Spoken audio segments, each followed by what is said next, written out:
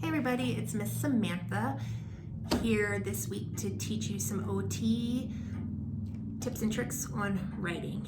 And I'm going to start today by showing you some of the things we do in our OT sessions.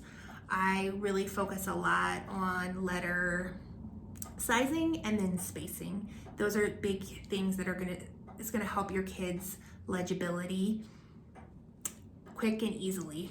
So the way that I teach a lot of the kiddos is I always start with divided line paper.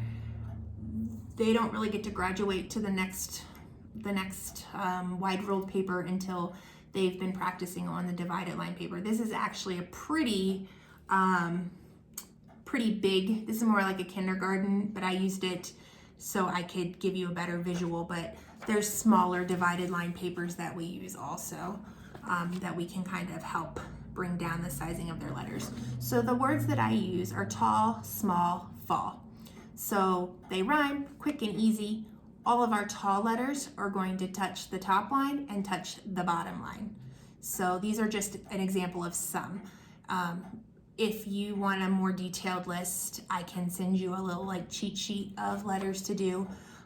Same thing with small letters. Small letters start on the middle line and go to the bottom line. And then we have our fall letters. Those are the ones that fall below the bottom line. Before you even start to talk about the different letter sizes, it's really important to make sure that your kiddos are remembering the letter or the line names, top, middle, bottom.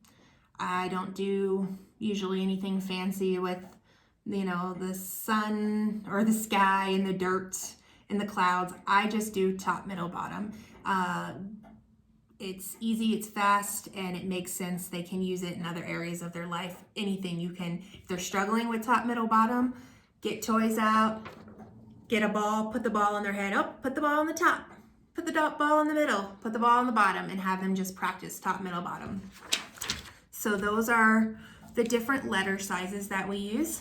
And then the next thing that once we've gotten through practicing those, then we start working on copying our words. A lot of my kids like to string their words all together. I have different ways that I teach spacing. One that you can easily do at home when they're doing any writing assignments is use a popsicle stick. If you don't have a popsicle stick lying around, you can use a clothespin or you can use a different pen. I like to have what I call a visual spacer. I know a lot of people say, use your finger space. Well, your fingers are always there. So it's really easy to forget when your fingers are always there and you don't have that reminder. Whereas if you have a popsicle stick laying on your paper, you're gonna remember that you need to use that to space. So have them go through, write a word, put the popsicle stick down, then write the next word. Then the other thing I wanted to show you guys too, because I do have a few kids that this works well with. This is paper that I can print out. If you have a printer and want something like this, just let me know and I can email you paper that looks like this if you think it's something that would benefit your kiddo. But if you don't have a printer, you can take any divided line paper and just highlight the bottom section.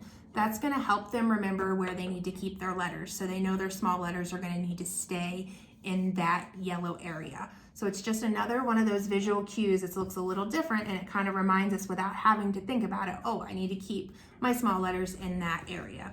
So that's another kind of paper you can use. And then I do have some kids that have graduated from the divided line paper, or you might not have divided line paper at home. You can use wide ruled paper and just go ahead. You can turn this into divided line paper by, sorry about that. I'm gonna turn it down here. You can turn it into divided line paper by making it yourself and just use it this way and have them practice. So you can turn it into divided line paper, or what I like to do especially with my second, third graders that are going to be using the wide roll paper, is I will have them skip a line between each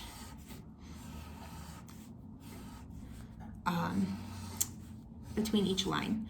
So that way when they're writing, if they have like the dog, when you have these letters that are going down in there, they're not gonna get all mushed together and look really sloppy. So sometimes I'll give them that highlighted line in between to remind them to skip lines.